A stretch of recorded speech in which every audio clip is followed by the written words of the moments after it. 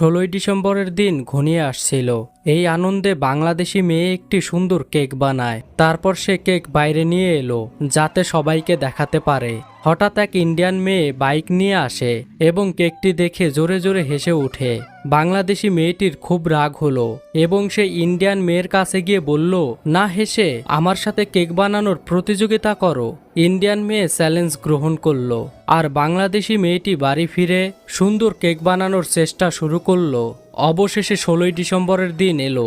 প্রতিযোগিতা শুরু হলো।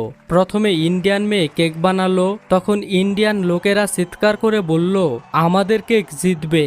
তারপর বাংলাদেশি মেয়ে কেক বানালো, তখন পুরো শোতে চিৎকার উঠলো, বাংলাদেশি কেক হবে চ্যাম্পিয়ন। কিন্তু বিজয়ী নির্ধারণ হবে ভোটের মাধ্যমে।